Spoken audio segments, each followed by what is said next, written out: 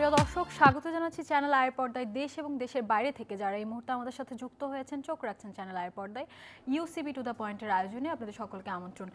দর্শক, বিএনপির চেয়ারপারসন বেগম খালেদা জিয়ার অবস্থা সংকটাপন্ন এবং সর্বশেষ তার শারীরিক অবস্থা কি সেটি আমরা জানতে চাই। এবং একই সাথে একটি কথা কিন্তু বারবার চলে আসছে যে বিএনপির ভারপ্রাপ্ত চেয়ারম্যান তারেক রহমানের দেশে ফিরে আসা নিয়ে অনেকে কথা বলছে এবং সবাই আশা করছিল যে 2-1 দিনের মধ্যে তিনি ফিরে আসবেন। সেই জায়গায় আবার এমন আলোচনার মুখে আসলে তিনি ট্রাভেল পাস চাননি বলে জানিয়েছেন আমাদের পররাষ্ট্র উপদেষ্টা মোহাম্মদ তৌহিদ হোসেন।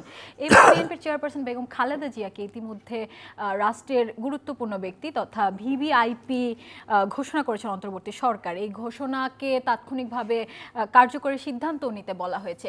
এই সকল আলোচনার মধ্যে আসলে অনেকে বলছেন যে এটি তো আসলে তাদের দলীয় বা ব্যক্তিগত বিষয় যে মায়ের জন্য ছেলে দেশে ফেরত আসবে কিনা, এটি নিয়ে আসলে রাজনীতি করা বা রাজনৈতিক আলোচনা করা উচিত নয়। আবার অনেকে মনে করছেন যে তারেক রহমান ফিরে না আসলে বা খালেদা জিয়ার অবস্থা যদি সংকটাপন্ন থাকে সেটি রাজনীতিতেও বিরাট প্রভাব ফেলতে পারে, সুবিধাবাদীরা সেটির সুবিধা নিতে পারে। এবং তারেক রহমান তার ফেসবুক পোস্টে যে বিবৃতি জানিয়েছিলেন আসলে দেশটি সেই প্রত্যাশিত অবস্থায় নেই তার ফিরে আসার জন্য। তাহলে সেই প্রত্যাশিত অবস্থাটা আসলে কি, সব কিছু নিয়ে কথা বলবো, কারণ জনগণ আসলে জানতে চাই এখন বিএনপির চেয়ারপারসন বেগম খালেদা জিয়ার শারীরিক অবস্থাকে। আমাদের সাথে আজকে দুজন গুরুত্বপূর্ণ অতিথি আছেন অধ্যাপক ডাক্তার হারুন আল রশিদ, সভাপতি ডক্টরস অ্যাসোসিয়েশন অফ বাংলাদেশ, স্বাগতম আপনাকে, ধন্যবাদ সময় দেওয়ার জন্য। আছেন আব্দুল নূর তুষার, সঞ্চালক ও মিডিয়া ব্যক্তিত্ব, স্বাগতম আপনাকেও। অধ্যাপক ডাক্তার হারুন আল রশিদের কাছে আগে শুনবো, এখন দেশনেত্রীর অবস্থা কি, তিনি কেমন আছেন? আসসালামু আলাইকুম চ্যানেলের দর্শক শ্রোতা এবং আমার সহ আলোচক এবং উপস্থাপিকা, সবাইকে ধন্যবাদ। আসলে যে প্রশ্নটি করা হয়েছে এই প্রশ্নটি বাংলাদেশের সমস্ত মানুষের প্রশ্ন আছে, কারণ দেশনেত্রী বেগম খালেদা জিয়া বাংলাদেশের জনমানুষের অত্যন্ত কাছের এবং একজন প্রিয় মানুষ, যিনি দীর্ঘ যাত্রায় গণতন্ত্রের জন্য যে যুদ্ধ, সেই যুদ্ধে তিনি আপোষহীন নেতৃত্বের কারণে বাংলাদেশের আপামর জনগণের কাছে কিন্তু অত্যন্ত একজন প্রিয় ব্যক্তি হিসাবে নিজেকে প্রতিষ্ঠিত করেছেন। এবং আরেকটি খুব ইম্পর্টেন্ট জিনিস, যেটা মানুষের যে ভালোবাসা এবং আগ্রহের অন্যতম কারণ যেটা, সেটা হলো তার যে অসুস্থতা, সেটা কিন্তু বিগত আমলে যে সরকারটি ছিল তার আক্রোশের শিকার হয়ে তিনি মোটামুটি সুস্থ অবস্থায় কিন্তু গণতন্ত্রের স্বার্থেই আইনের প্রতি সম্মান দেখিয়ে তিনি জেলে গিয়েছিলেন। এবং সেই সময় কিন্তু আমরা সবাই দেখেছি শি ওয়াজ কমপ্লিটলি ওকে। উনি যখন জেলে গেলেন তখন কিন্তু উনি হেঁটে সুস্থ অবস্থায় জেলে প্রবেশ করলেন।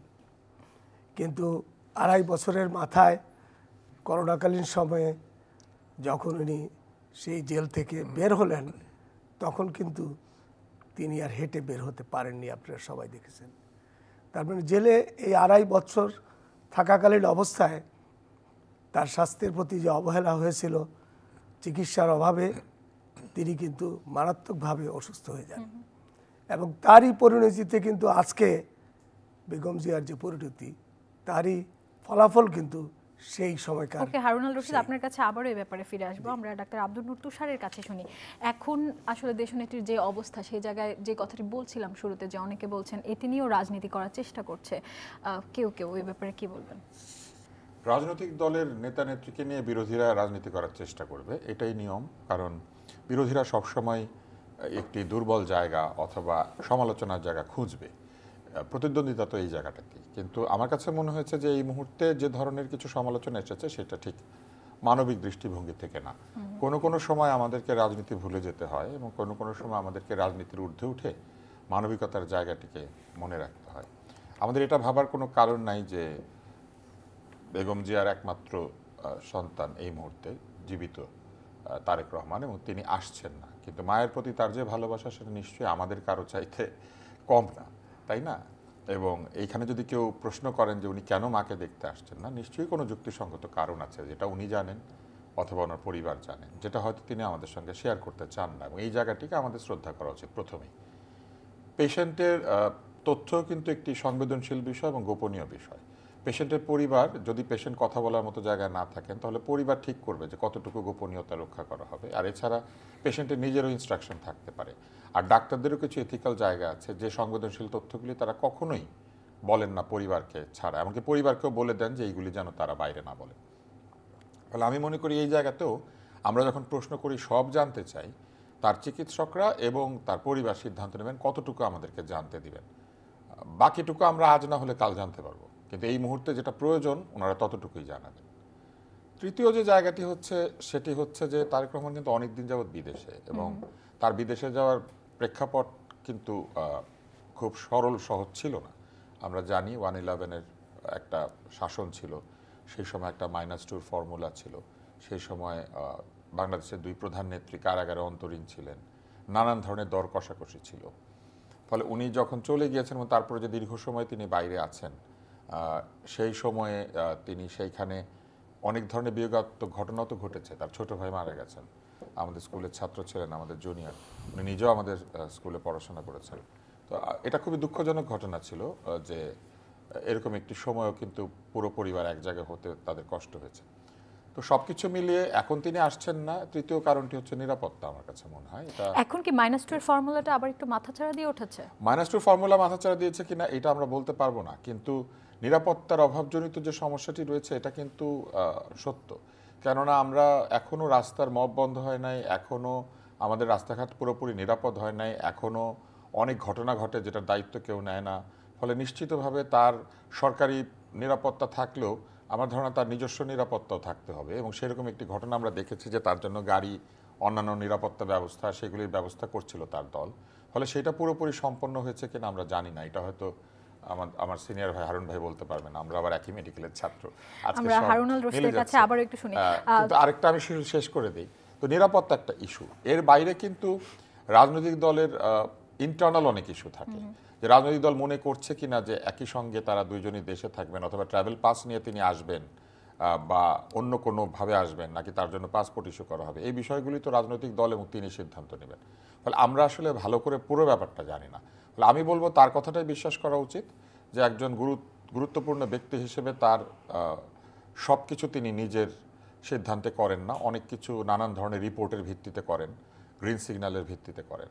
ফলে আমি বলবো যে তার অবস্থানটাও কিন্তু খুবই সেন্সিটিভ এখন। আমি বলবো যে তিনি যদি ফিরতে দেরি করেন অথবা আরও পরে ফেরেন, আমাদেরকে আস্থা রাখতে হবে যে তিনি তার সময় অনুযায়ী ফিরছেন। একদম।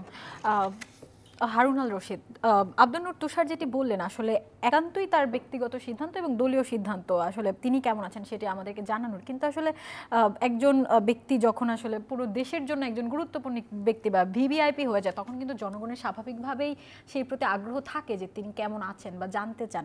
সেই জায়গা থেকে আমরা একটুখানি জানতে চাই যে আসলে এখনকার অবস্থা কেমন। জি, ধন্যবাদ আপনাকে। আসলে ম্যাডাম খালেদা জিয়া কতখানি অসুস্থ এটা কিন্তু আমরা প্রতিনিয়তই জানতে পারছি, কারণ ওনার যিনি চিকিৎসার দায়িত্বে আছেন প্রফেসর এজেডএম জাহিদ হোসেন, উনি কিন্তু প্রতিদিন সকাল এবং বিকাল সাংবাদিক এবং জনগণকে আশ্বস্ত করছেন যে ম্যাডামের সার্বিক বর্তমান অবস্থা কী। এবং আজকেও উনি যে ব্রিফ করেছেন আমরা শুনেছি, ম্যাডাম ইজ আন্ডার ভেন্টিলেশন। তো একজন প্রায় 80 ঊর্ধ্ব মানুষ with lot of systemic disease when she is under ventilation, এটা কিন্তু সহজেই অনুমেয় যে ওনার অবস্থা ভেরি ক্রিটিক্যাল। তো এটা আমাদের যিনি ব্রিফ করেছেন সাংবাদিকদের, তিনিও বলেছেন। কিন্তু গতকালের চেয়ে আজকের ব্রিফিংয়ে আমরা যেটা জানতে পেরেছি যে গতকাল এবং আজকে দি সিচুয়েশন ইজ স্টেবল। উনি বর্তমানে গতকালের মতোই আছেন আজকে। Critical but situation has not been deteriorated. অনেক গুজবও কিন্তু এর মধ্যে আমরা শুনতে পাচ্ছি। বেসিক্যালি আমরা তো বাংলাদেশের মানুষ কিন্তু গুজব খুব ভালোবাসি, এবং আমি ফেসবুকে দেখেছি যে একেবারে মানে ওনার মৃত্যু সংবাদ দিয়ে অথেন্টিক সংবাদ পরিবেশন করছে অনেকে। এগুলোর পিছনে আসলে কারা থাকতে পারে? ফখরুল আমাদের বিএনপির মহাসচিবের নামে দেখলাম একটা শোকবার্তা বিএনপির তরফ থেকে প্যাড ট্যাড দিয়ে ছাপিয়েছে কেউ। তো এই ধরনের নানা ধরনের গুজব কিন্তু অনেকেই ছড়াচ্ছে। এইটার মধ্যে এক ধরনের আমি বলবো পারভার্টের আনন্দ আছে, আবার এটাতে অনেকে রাজনৈতিক ফায়দা লুটার একটা চেষ্টা করছে অনেকে। তো but which is very unethical আমি মনে করি এই ধরনের প্রচেষ্টাগুলি কিন্তু এই যে রাজনৈতিক ফায়দার আলাপটা কিন্তু সবসময় চলে আসে।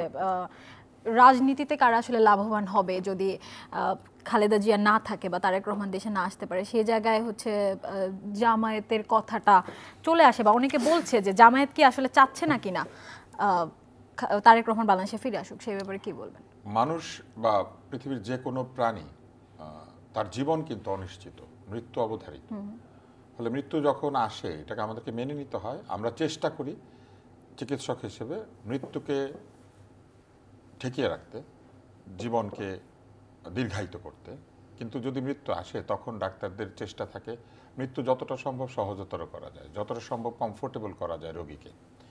ফলে তার মৃত্যুতে কি ঘটতে পারে রাজনৈতিকভাবে, এটা যদি কেউ চিন্তা করেন, আমি বলবো যে এই মৃত্যু থেকে রাজনৈতিক ফায়দা লোটার চিন্তাটাই ভুল। আমাদের সবসময় চিন্তা করা উচিত যে আমরা জীবিত মানুষের সঙ্গে লড়াই করে রাজনৈতিক ফায়দা নিব, কিন্তু মৃত ব্যক্তির সাথে শত্রুতা করা বা মৃত্যুর সুযোগে রাজনৈতিক ফায়দা নেওয়াটা অত্যন্ত নীচতা। কিন্তু তারপরেও আমরা দেখি যে কিছু কিছু মানুষ বা কিছু কিছু গ্রুপ বা দলবল আছেন যারা এই ধরনের সময়ে সুবিধা নেওয়ার চেষ্টা করেন। প্রথম অবস্থায় যেটা আমার ধারণা, শোক হবে, অনেক বড় শোক, এবং সেই শোকের সুযোগে বলা হবে নির্বাচন পিছিয়ে দাও। এবং নির্বাচনকে পেছানোর জন্য আমরা জানি যে একটা বড় শক্তি বাংলাদেশে বহুদিন থেকে চেষ্টা করছে। তাদের বিভিন্ন সময় তারা বিভিন্ন এজেন্ডা নিয়ে সামনে আসে। কখনো বলে যে ভোট আগে হতে হবে, গণভোট, তারপরে নির্বাচন। আবার বলে যে কিছু কিছু শর্ত আছে, পূরণ না হলে নির্বাচন হবে না। এরকম আপনি নিশ্চয়ই দেখেছেন গত কয়েক মাস ধরেই রাজনৈতিক বিভিন্ন পক্ষ নির্বাচনকে নানাভাবে নেগেটিভ ওয়েতে দেখার চেষ্টা করছে। এইটা না হলে করব না, ওইটা না হলে করব না, এটা না দিলে হবে না। এখন যে অবস্থা আমরা আছি, আমি মনে করি যে একটা ফায়দা হচ্ছে নির্বাচন পেছানো। নির্বাচন যদি কিছুদিন পিছিয়ে দেওয়া যায় তাহলে রমজান মাস চলে আসবে, তারপরে বলা হবে যে না ঠিক আছে আমরা আবার আগের জায়গায় চলে যাই, জুন মাস বা তারও পরে জুলাই মাস, আগস্ট মাস, এইভাবে। দ্বিতীয় যে ফায়দা লোটার জায়গাটা আছে সেটা হচ্ছে এই সুযোগে যদি কোনো বিশৃঙ্খলা, কোনো গণ্ডগোল, কোনো অস্থিতিশীলতা তৈরি করা যায়, তাহলে বলা হবে যে নিরাপত্তা দেখো, কোনো ঠিক ঠিকানা নাই, এটা করছে ওইটা করছে। যেমন আপনার নিশ্চয়ই মনে আছে যে আমাদের সাবকন্টিনেন্টে বড় নেতারা মারা গেলে অনেক সময় যারা সমর্থক তারা শোকের আতিশয্যে অনেক সময় সত্যি সত্যি অনেক অস্থিরতা করে। আমার ধারণা বিএনপির সমর্থকরা সেটা করবেন না, কিন্তু তারপরেও ধরেন কেউ যদি শুরু করে এরকম সুযোগ নেওয়ার জন্য, তারা হয়তো এই দলেরই না। আমাদের দেশে এটাও তো হয়, আপনি নিশ্চয়ই দেখেছেন যে এক দল আরেক দল সেজে বসে থাকে। তো সেরকমও যদি হয়, এটা একটা সুযোগ নেওয়ার জায়গা। আর তৃতীয় সুযোগ নেওয়ার জায়গা হচ্ছে দলের ভারপ্রাপ্ত চেয়ারম্যান বিদেশে, এবং যদি বেগম জিয়া না থাকেন তাহলে দলের মধ্যেও কিন্তু সবসময় যে সব লোক ভালো মানুষ থাকে সেরকম না। দলের ভেতরেও স্বার্থান্বেষী মানুষ থাকেন, ক্ষমতার প্রতি এক ধরনের আগ্রহ রয়েছে এমন লোকেরা থাকেন। আমি সেটা বলবো না যে এই দলে আছে, কিন্তু আমরা অতীতে দেখেছি যে এরকম অনেকে আছেন। তারা তখন বিভিন্ন শক্তির সাথে কথাবার্তা বলে নানান ধরনের আপোষ মীমাংসার মাধ্যমে ক্ষমতার বাটোয়ারা পাওয়ার একটা চেষ্টা করেন। তো আমার কাছে মনে হয় সবচেয়ে লিস্ট পসিবল এই মুহূর্তে। কেননা আমার মনে হয় যে সংগ্রামের ভেতর দিয়ে বিএনপি গিয়েছে বিগত দিনগুলিতে, এই ধরনের লোকেরা ম্যাক্সিমামই ঝরে গিয়েছে, কিন্তু তারপরেও কিছু সম্ভাবনা থেকে যায়। আর এর বাইরে সবসময় আপনি শুনবেন একটা পলিটিক্যাল জার্গেন আছে, তৃতীয় শক্তি, তৃতীয় পক্ষ, তৃতীয় বিষয়। কে যে তৃতীয় পক্ষ হয়ে হাজির হবেন এটা তো আমরা জানি না। ফলে একটা তৃতীয় পক্ষেরও সুযোগ নেওয়ার সুযোগ থাকে। তবে আমি এখনো বিশ্বাস করি যে এরকম কিছু ঘটবে না, এবং যদি কোনো বিয়োগাত্মক ঘটনা ঘটে তাকে বাংলাদেশের মানুষ শ্রদ্ধার সঙ্গে বিদায় জানাবেন। এবং এই শ্রদ্ধার একটা বড় অংশ হচ্ছে গণতন্ত্র ফেরত আনা। ফলে যার কৃতিত্বের একটা বড় জায়গা হচ্ছে গণতন্ত্রের সংগ্রাম, আমি মনে করি তার প্রতি শেষ শ্রদ্ধা জানানোর সবচেয়ে বড় বিষয়টি হতে পারে একটা গ্রহণযোগ্য চমৎকার নির্বাচন, যে নির্বাচনের মধ্যে দিয়ে বাংলাদেশে গণতন্ত্র সুপ্রতিষ্ঠিত করার লক্ষ্যে আমরা আবার কাজ শুরু করতে পারবো। এবং আমরা এখন আসলে কোনো শোকের কথা ভাবতেই চাচ্ছি না, আমরা শুধুমাত্র প্রার্থনাটাই করতে চাই। ডাক্তার হিসেবে আমরা আসলে, হারুন ভাই এখানে আছেন, আমরা কিন্তু আসলে ডাক্তার হিসেবে খুবই লজিক্যাল থাকি, মানে আমরা টু দ্য পয়েন্ট থাকি। তো ডাক্তার হিসেবে আমরা এইভাবে বলতে পারবো না, বিয়োগাত্মক ঘটনা ঘটার সম্ভাবনা আছে কারণ ওনার যে ক্রিটিক্যাল অবস্থা।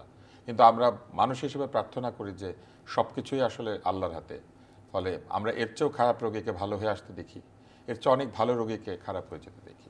তো আমরা সবসময় ভাববো যে এত মানুষের দোয়া আছে, ম্যাডামও তো এরকম অবস্থা থেকে ফিরে এসেছে। হ্যাঁ, তো ওনার আগে ওরকম ফিরে আসার বিষয় হিস্ট্রি আছে। আমরা আশা করব যে তিনি ফিরে আসবেন সুস্থ হয়ে এবং একটা আপাত সুস্থ অবস্থায় তিনি আরো দীর্ঘ জীবন পাবেন।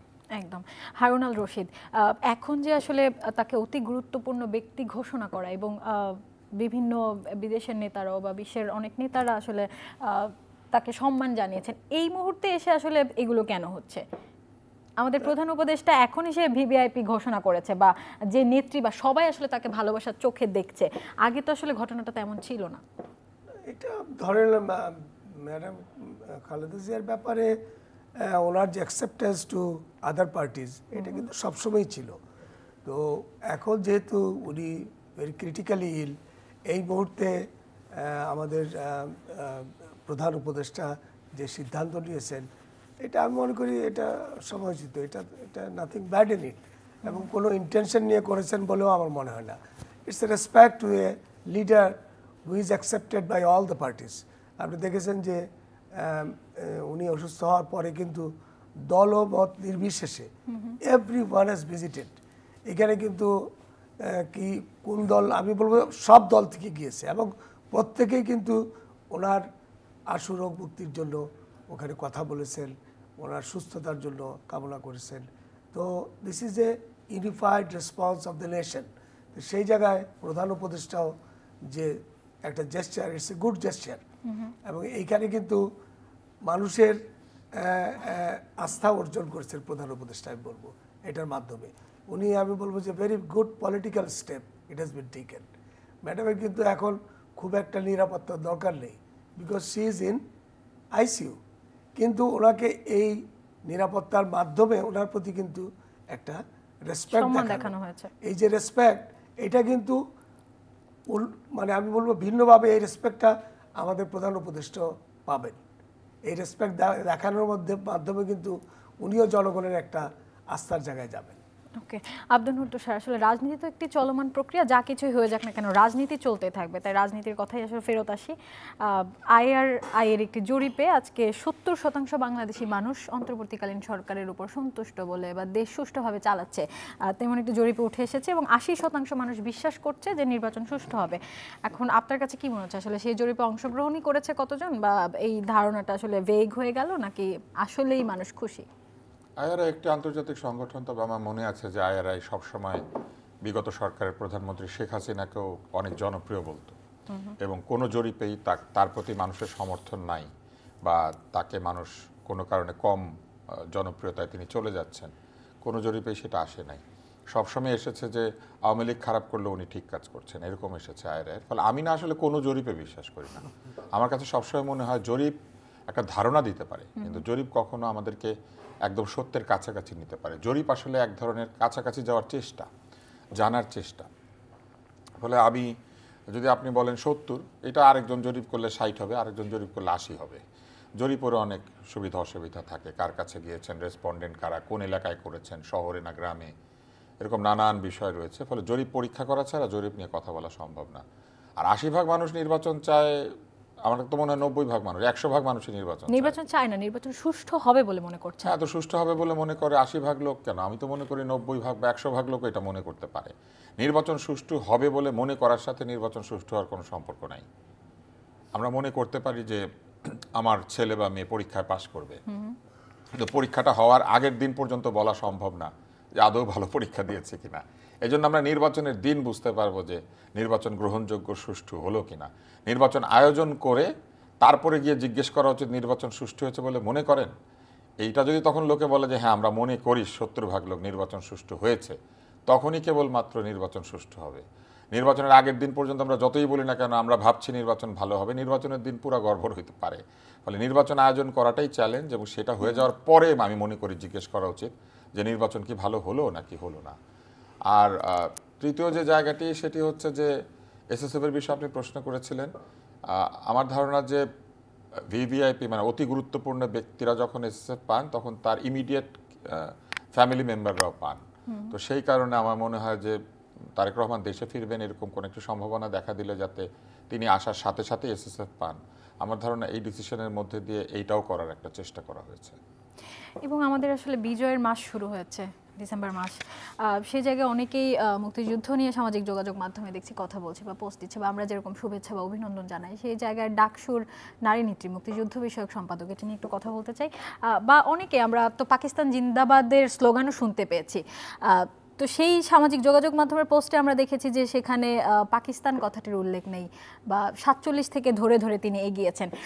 এই যে আসলে আমরা বিভিন্ন বর্তমান তরুণ নেতাদের মধ্যে দেখতে পাচ্ছি এই 24-এর পর যে মুক্তিযুদ্ধটাকে একটু ভেগ করে ফেলার চিন্তা ভাবনা, বা তারা হেয় করছে কিনা, হেয় আসলে বলতে চায় না, মানে এই মতবাদটা বা এই ধারণাটা তাদের মধ্যে কেন আসলো যে পাকিস্তান আমরা সরাসরি বলতে পারি না যে পাকিস্তানের কাছ থেকে বলতে পারবো না কেন? 1971 সালে পাকিস্তানের বিরুদ্ধে আমরা যুদ্ধ করেছি। আমার উল্টো দিকে যিনি বসে আছেন, তার দলের যিনি প্রতিষ্ঠাতা, তিনি পাকিস্তানের বিরুদ্ধে যুদ্ধ করেছেন সরাসরি মাঠে। তাহলে পাকিস্তান বলতে কেউ লজ্জা পাবে কেন? পাকিস্তানিরা আমাদেরকে হত্যা করেছে, পাকিস্তানি সেনাবাহিনী এবং তাদের দোসরেরা আমাদের এইখানে আমাদের নারীদেরকে নির্যাতন করেছে, নারী এবং শিশু হত্যা করেছে, অগ্নিসংযোগ করেছে। তারা আমাদের এখানে হেন অপরাধ নাই যেটা করে নাই। পাকিস্তান এই কাজটা করেছে, এটা বলার মধ্যে কোনো লজ্জা পাওয়ারও কিছু নাই, এটা মিথ্যাও কিছু না। এবং আমাদের গত বছর বিজয় দিবসে কিন্তু প্যারেড হয়নি, এরকম নির্যাতন হয়, এবারেও হয়তো হবে না। এবার হবে কি হবে না আমি জানি না। প্যারেডটা হওয়া উচিত এই জন্য যে আমাদের সেনাবাহিনী কুচকাওয়াজ করে। আমাদের সেনাবাহিনী কিন্তু আমাদের মুক্তিযুদ্ধের মধ্যে থেকে তৈরি হওয়া সেনাবাহিনী। এবং এই কিছুদিন আগে সশস্ত্র বাহিনী দিবসে আমরা দেখেছি বেগম খালেদা জিয়া গিয়েছিলেন। তার মানে কি? তার মানে হচ্ছে যে আমাদের সেনাবাহিনী নিয়ে একটা গর্ব আমাদের মানুষের মধ্যে এবং রাজনৈতিক দলগুলির মধ্যে রয়েছে, বিশেষ করে যারা সরাসরি মুক্তিযুদ্ধের সঙ্গে সম্পৃক্ত নেতৃত্ব রয়েছে যেই দলগুলি। ফলে আমি মনে করি যে কুচকাওয়াজ হওয়া উচিত, কারণ এটার মধ্যে দিয়ে আমরা এক ধরনের ন্যাশনাল প্রাইড উদযাপন করি, আমরা এক ধরনের গর্ব করি, আমরা আমাদের শক্তিকে প্রদর্শন করি এবং আমরা এক ধরনের সম্মানও জানাই। যখন কুচকাওয়াজ হয়, সেনাবাহিনী যখন সালাম দেয় এবং সালাম ফেরায়, ওই সময়টাতে কিন্তু জাতির পক্ষ থেকে কেউ সালামটা রিসিভ করেন। তার মানে হচ্ছে সেনাবাহিনী এই সালামটা কিন্তু পুরো জাতিকে দেয়, এবং আমরাও কিন্তু এই সালামটা গ্রহণ করে সেনাবাহিনীকে আমরা আমাদের যে ধন্যবাদ বা কৃতজ্ঞতা সেটা জানাই। এবং এটা কিন্তু আমাদের একমাত্র রীতি না। এই ধরনের ন্যাশনাল প্যারেড পৃথিবীর বিভিন্ন দেশে হয়, সব দেশে হয়। আপনি উত্তর কোরিয়া যান, দক্ষিণ কোরিয়া যান হয়, আপনি ভিয়েতনামে যান হয়, আপনি রাশিয়াতে যান, আমেরিকা যান হয়। আমেরিকার প্যারেড ডিফারেন্ট হয়, কিন্তু তাদেরও ন্যাশনাল প্যারেড হয়। সো আমার কাছে মনে হয় যে কুচকাওয়াজ না হওয়াটা ঠিক হবে না। আর বাংলাদেশে বসে থেকে কেউ যদি যে কোনো বিদেশি রাষ্ট্রকে জিন্দাবাদ বলে, আমি মনে করি এটা সরাসরি রাষ্ট্রের প্রতি দ্রোহ করা, এক ধরনের রাষ্ট্রদ্রোহ। বাংলাদেশে বসে থেকে কোনো বিদেশি পতাকা উড়ানো কিংবা কোনো বিদেশি রাষ্ট্রকে জিন্দাবাদ বলা, এটা মোটেও হতে পারে না। একমাত্র খেলার মাঠে গিয়ে আপনি কোনো বিদেশি রাষ্ট্রের বিজয় চাইতে পারেন, এছাড়া আর কোনো জায়গাতে আপনি কোনো বিদেশি রাষ্ট্রের বিজয় আপনি চাইতে পারবেন না। আর নিজের দেশের সাথে যদি খেলা হয় তাহলে তো এমনিতেও চাইতে পারবেন না। ওকে। এবং সশস্ত্র বাহিনীর অবদান আসলে সেই শুরু থেকে শেষ পর্যন্ত যত আন্দোলন হয়েছে সব কিছুতেই তারা ছিল, মুক্তিযুদ্ধ, গণ অভ্যুত্থান বা 24-এর আন্দোলন, যেটাই বলি না কেন, সব জায়গায় আসলে সশস্ত্র বাহিনী তাদের অবদান রেখেছে। এবার যদি একটু আবারও সেই কথাই আসতে চাই, নির্বাচনের কথায়, যে তফসিলের তারিখ কিন্তু আবার পিছিয়ে দেওয়া হয়েছে, তো সেই জন্য কি আপনার কাছে কি মনে হয় একটু শঙ্কা তৈরি হচ্ছে কিনা নির্বাচন নিয়ে? আমি তো এখন পর্যন্ত কোনো শঙ্কা দেখি না, কারণ পুরো জাতি বাংলাদেশ কিন্তু এখন নির্বাচনী ট্রেডে। এখন মানুষ, সাধারণ মানুষ, রাজনৈতিক দল গুটি কয়েক বাদ দিয়ে, আমি বলবো যে ছোট ছোট অংশ বাদ দিয়ে, everyone is ready for election. তো এই মুহূর্তে সামান্য তফসিল পিছানোর জন্য নির্বাচনী যাত্রা থেমে যাবে, এটা ভাবার কোনো কারণ নাই। এবং আমি মনে করি যে সঠিক সময় নির্বাচন হবে, এবং 24-এর যে গণ অভ্যুত্থান, আমাদের ছেলেরা, আমাদের বাংলাদেশের মানুষ যে আত্মাহুতি দিয়েছে, তারা তো গণতন্ত্রের জন্যই আত্মাহুতি দিয়েছে, তাদের সেই আত্মাহুতি বৃথা যাবে না আমি মনে করি। এবং নিরাপত্তা নিয়েও তো প্রশ্ন থেকেই যায়। পাবনার যে অস্ত্র নিয়ে যে ছেলেটির ভাইরাল হওয়া ভিডিও, সেখানে অনেকে বলছে এটি বিএনপির, আবার অনেকে বলছে জামায়াতের। তো এই যে এক দলের সাথে এক দলের রেষারেষি চলতেই থাকে, আবার দলের ভেতরেও তো অনেক কোন্দল আমরা লক্ষ্য করছি। বাংলাদেশের মতো জায়গায় এই ধরনের নির্বাচনকালীন সময় যে বিচ্ছিন্ন ঘটনা, এটা কিন্তু একেবারে বন্ধ হয়ে যাবে totally, you can't expect it. এরকম টুকটাক ঘটনা হবে, তার জন্য নির্বাচন হবে না, সেটা না হওয়ার কোনো কারণ আমি দেখি না। তবে এইখানে সশস্ত্র বাহিনীর আমাদের যারা দায়িত্বে আছেন তাদের একটা দায়িত্ব আছে যে আমাদের লুণ্ঠিত যে অস্ত্র যেগুলি আপনার বিভিন্ন থানা থেকে বিগত দিনে আপনার হারিয়ে গিয়েছে সেগুলি উদ্ধার করা উচিত এবং আরও তৎপর হওয়া উচিত এই সমস্ত ব্যাপারগুলিতে। আপনার যারা এই ধরনের কাণ্ডগুলি ঘটাচ্ছে তারা ইমিডিয়েটলি যদি এই লোকগুলিকে ধরে পড়ে তাদের পরিচয়টা প্রকাশ করে দেয় তাহলে কিন্তু এই যে একদল আরেক দলকে যে ব্লেম করছে এই জিনিসটা আর থাকে না। ওকে, সেই জায়গায় আমার মনে হয় যে রেশারেশিটাও কমে আসবে যদি যারা দায়িত্বে আছে আইন শৃঙ্খলা বাহিনী তারা যদি তৎপর হয় তাহলে যে এক ধরনের বিচ্ছিন্ন যে প্রতিযোগিতা আমাদের মাঝে সেটা কিন্তু কমে আসবে। ওকে, আব্দুল নূর তুষার, ছেলেটিকে আসলে জামায়াতের বলে চিহ্নিত করা হয়েছে, কিন্তু জামায়াত আবার বারবারই বিবৃতি দিচ্ছে যে জামায়াতের সাথে অস্ত্রের কোনো সম্পৃক্ততা নেই। অস্ত্রের দায় কেউ নিবে? এটা আসলে আমাদের নিরাপত্তা যে বাহিনী রয়েছেন এবং আমাদের যে পুলিশ বা অন্যান্য যে বাহিনীগুলি আছে তারা খুঁজে বের করবে যে আসলে তার কার সাথে সম্পর্ক ছিল এবং তারা যে রিপোর্টটা দিবে সেটাই সত্য। আর যদি সেটা মিথ্যা হয়ে থাকে তাহলে সেটাও শুধু একটি পক্ষ তো আমাদের এখানে তদন্ত করে না, একাধিক তদন্তকারী বডি রয়েছে। তো তারা যদি সবাই বলে যে বা একাধিকরা বলে যে উনি জামাতের সাথে সম্পৃক্ত ছিলেন তাহলে উনি জামাতের, যদি বলে বিএনপির সাথে বিএনপি, যদি বলে ছাত্রলীগ তাহলে ছাত্রলীগ। তবে একটা বিষয় রয়েছে, সেটি হচ্ছে যে কোনো কুকর্মের দায় কিন্তু কেউ নিতে চায় না বা কোনো এরকম সেন্সিটিভ বিষয়ের দায় কেউ নিতে চায় না। তবে অস্ত্রের সাথে সম্পর্ক নাই। আমরা কিন্তু আপনাদের সাথে আছি চ্যানেলের সকল ডিজিটাল প্ল্যাটফর্মে, আপনারা ফেসবুক, ইউটিউব বা যে কোনো ডিজিটাল মাধ্যমে আমাদের সাথে যুক্ত হতে পারেন। আমরা মনে হয় ডিজিটালি চলে গেলাম এখন। তো অস্ত্রের দায় কেউ নিবে না, কিন্তু যদি প্রমাণিত হয় আমি মনে করি যে দায় না নিলেও দায়ী ব্যক্তিদেরকে বিচারের সম্মুখীন করা উচিত। এবং সহিংসতার ব্যাপারে আপনি কি বলবেন? এই যে পাবনার 3 বা 4 আসনের হয়তো একজন বলেছেন যে জিহ্বা টেনে ছিঁড়ে ফেলবেন, বা আমরা অনেক নেতাদের কাছে, মনোনয়নপ্রাপ্ত নেতা তিনি, এবং অনেক নেতাদের বা বড় বড় পর্যায়ের এর কাছে শুনতে পাচ্ছি আমরা যে সবাইকে দখলে নাও বা জিহ্বা টেনে ছিঁড়ে ফেলা হবে, গলা কেটে জবাই করা হবে। ক্ষমতায় যাওয়ার আগেই দলগুলো এমন করছে। এটা পুরনো রাজনীতির একটা অভ্যাস। আমাদের এখানে পুরনো রাজনীতিতে নেতা নেত্রীরা তাদের শক্তি প্রমাণ করার জন্য এরকম হুঙ্কার দিতেন এবং এই হুঙ্কারের মধ্যে এই ধরনের শব্দগুলি তারা ব্যবহার করতেন। এই জায়গা থেকে ফিরে আসতে হবে। ফিরে আসাটার কাজটা কার করার কথা ছিল? এই ফিরিয়ে আনার দায়িত্বটা ছিল আসলে তরুণদের। তরুণরা তাদের ভাষা, কথা এবং অন্যান্য কিছুর মধ্যে দিয়ে আমরা ভেবেছিলাম যে এই বৃদ্ধদের যে অদ্ভুত কথাবার্তা বা অদ্ভুত ভাষা ব্যবহার সেইখান থেকে তাদেরকে ফিরিয়ে আনবেন। আমরা দেখলাম যে উল্টো তরুণরাও গালির ভাষায় কথা বলতে শুরু করলেন এবং জঘন্য গালিগালাজ, এমন গালিগালাজ যেটা আসলে মানে মানুষ শুনতে পছন্দ করে না, বলতে তো করেই না। এবং তারা বললেন যে এটা প্রতিবাদ। ফলে আমার কাছে মনে হয় যে এখন আপনি যেটা বললেন যে জিপ টেনে ছিঁড়ে ফেলবো, তো এরকম ছিঁড়ে ফেলা জাতীয় গালিগালাজ কিন্তু তরুণরাও করছে। তো আমার কাছে এটা খুবই হতাশাব্যঞ্জক। যারা এই ধরনের কথা বলেন তাদেরকে বুঝতে হবে যে এটা রাজনীতির ভাষা নয়। কাউকে আপনি যদি প্রতিবাদ করতে চান অনেক ভদ্রভাবে এই কথাটা বলা সম্ভব। কারো কথা যদি পছন্দ না হয় তাকে অনেক ভদ্রভাবে এটা বলা সম্ভব। কিন্তু এই যে ভেঙে দেব, গুড়িয়ে দেব, ধ্বংস করে দেব, দখল করে নিব, জিভ ছিঁড়ে ফেলবো, পা ভেঙে দিব, এইগুলা আসলে সঠিক রাজনৈতিক ভাষা না। এবং এখন কিন্তু আবার আওয়ামী লীগের যে মিত্র শক্তিগুলো ছিল তারা মিলে একটি জোট গঠন করার পরিকল্পনা করছে, জাতীয় পার্টি সহ আর অন্যান্য দলগুলো। সেই জোট আসলে জনগণের কাছে কতটুকু গ্রহণযোগ্য? যতক্ষণ পর্যন্ত নিষিদ্ধ নয় বা কার্যক্রম বন্ধ নয়, স্থগিত নয়, এমন দলগুলি, নিবন্ধিত দলগুলি জোটভুক্ত হয়ে নির্বাচনে যাওয়ার চেষ্টা করবে, আমি মনে করি যে সেখানে অন্যায় কিছু নাই। কেননা তাদের তো কোনো আইনগত বাধা নাই। আর ছোট ছোট দলগুলাই মূলত জোটবদ্ধ হওয়ার চেষ্টা করে যদি তারা বড় দলের সঙ্গে জোটবদ্ধ হতে না পারে। আপনি যদি বলেন আওয়ামী লীগের সাথে যারা মিত্র দল ছিল সেখানে কোনো বৃহৎ রাজনৈতিক দল ছিল না।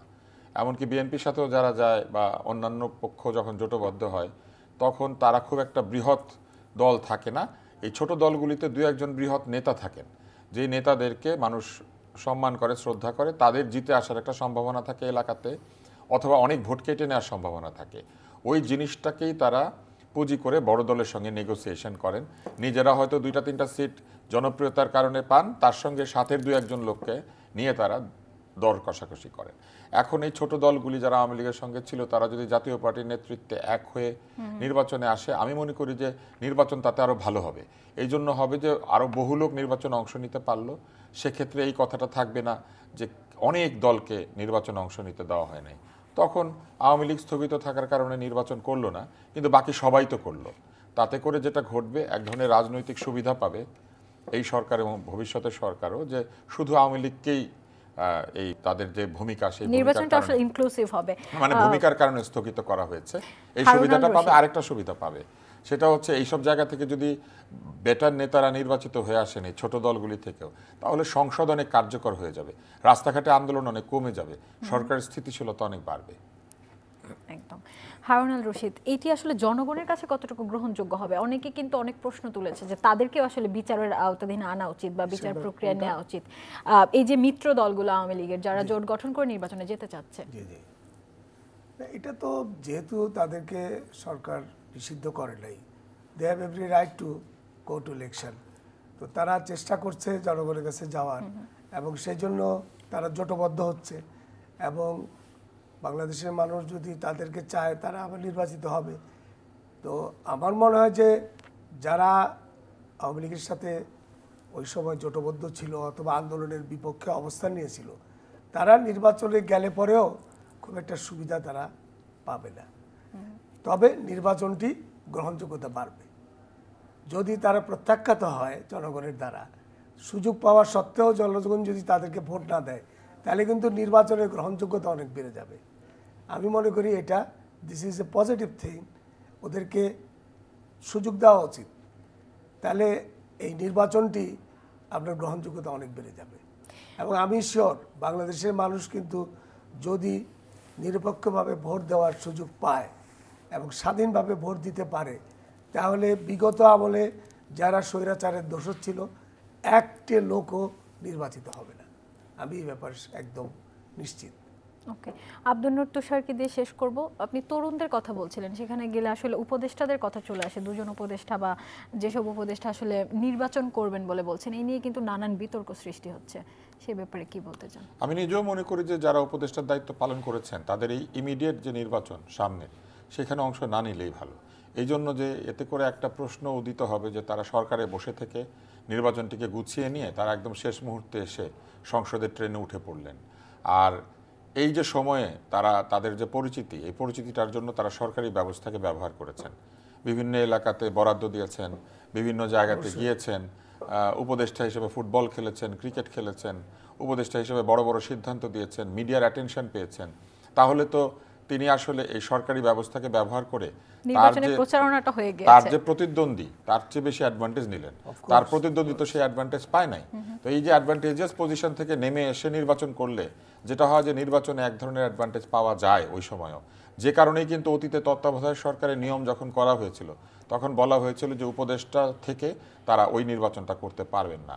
এবং আমরা দেখেছি যে এই বিষয়টাকে শ্রদ্ধা করে কোনো উপদেষ্টাই পরে কখনো রাজনৈতিক কোনো দলে যোগ দিয়ে নির্বাচন করেন নাই। এমনিতে সিলেক্টেড বা মনোনীত উপদেষ্টা হয়েছেন কোনো চেয়ারপারসনের, কিংবা কেউ হয়তো সরকারি কোনো দায়িত্ব পালন করেছেন যেটা মনোনীত হয়ে, কিন্তু নির্বাচনে দাঁড়িয়ে দলীয় সুবিধা কেউ নেন নাই। তো আমার কাছে মনে হয় এই অন্তর্বর্তী সরকারের আচরণটা তো তত্ত্বাবধায়ক সরকারের মতোই হওয়া উচিত, অন্তত নির্বাচনকালীন সময়ে। সেটা যদি হয় তাহলে তাদের সিটিং উপদেষ্টা যদি নেমে গিয়ে নির্বাচন করেন, তাহলে এই যে নিরপেক্ষ সরকারের যে ভূমিকাটা তত্ত্বাবধায়ক সরকারের যেটা থাকে, সেটা তাহলে তারা করতে পারলেন না আর কি। অনেক ধন্যবাদ আব্দুল নূর তুষার, অধ্যাপক ডাক্তার হারুন আল রশিদকেও ধন্যবাদ। প্রিয় দর্শক যারা এতক্ষণ আমাদের সাথে ছিলেন ইউসিবি টু দ্য পয়েন্টের আয়োজনে, আপনাদেরকেও ধন্যবাদ জানাচ্ছি। এবং আয়োজনের শেষেও আসলে আমরা দেশনেত্রী বেগম খালেদা জিয়ার সুস্থতা কামনা করছি, তার জন্য প্রার্থনা করছি, এবং কোনো আনুষঙ্গিক কোনো ঘটনাই যেন আসলে নির্বাচনের উপর কোনো প্রভাব না ফেলে এবং নির্বাচন যেন পিছিয়ে না যায়, একটি সুষ্ঠু নির্বাচনের দিকে আমরা এগিয়ে যাব সেই প্রত্যাশায় ইউসিবি টু দ্য পয়েন্টের আজকের আয়োজন থেকে বিদায় নিচ্ছি।